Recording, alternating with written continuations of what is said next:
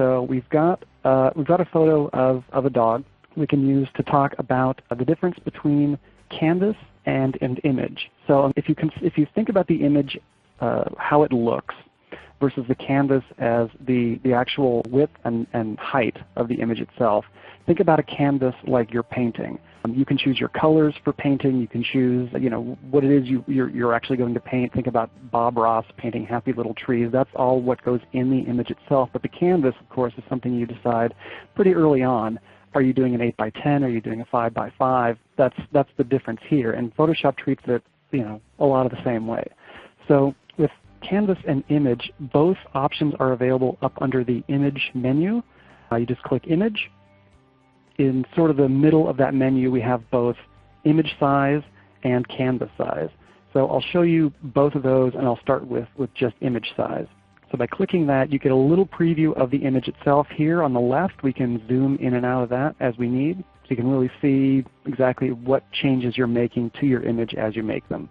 Of course, it's great to know what you want to end up with when you're making these changes. You don't always know that. So in all cases, it's best to err on the side of caution. If you don't quite know how big the finished product needs to be while you're working on it, by all means, do this at the end. But if you do know, if you want to begin there, that's okay too. So we can choose from these options here on the right side. It defaults to the number of pixels, but you can always change that if you know the inches that it's going to be, if it's going to be something in print, for example, or if you're not in the U.S., centimeters, millimeters. You have a lot of options here. You can also do it as a form of percent. So of course the default for percent is 100 because that's the size that you're starting with, and then you can always change that to something smaller. And you can see once I punch in 50%, the preview shrinks down by half.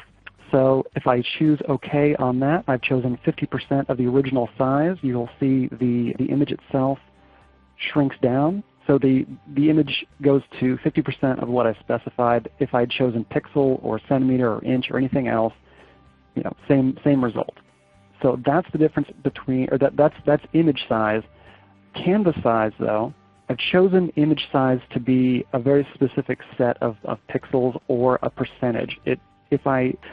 Going back into the image menu, I chose canvas size, which is right underneath image size. If I specify a different size here, let's say I'm staying on pixels, if I choose a 1500 width and a 1000 height, that will bring the edges of the image down into the image itself.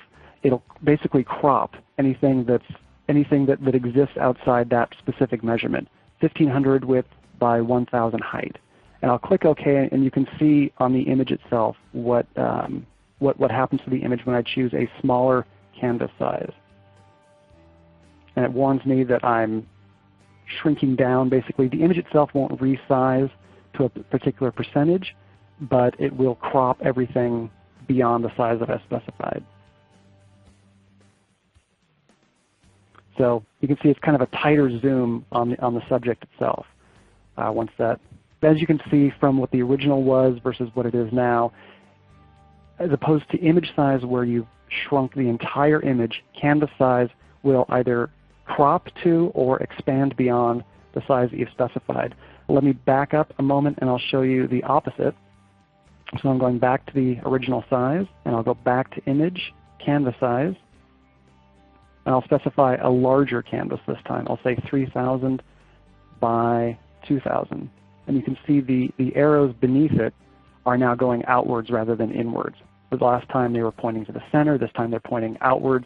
This tells me that there's going to be more canvas space around the actual subject of the photograph. So if I click OK, once that shows up for you folks, you'll see there's basically the equivalent of a mat. Like if you're framing a photo on your wall, you've got space for a mat.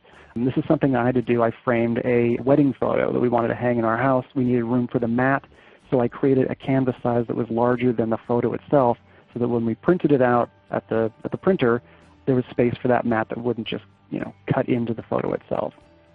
So this is an important consideration when you're adding things to your canvas. You have a logo or you have a photograph or something. You want to create extra space around something. You can always you can always expand the canvas size without having to sacrifice any quality or having to crop or anything like that.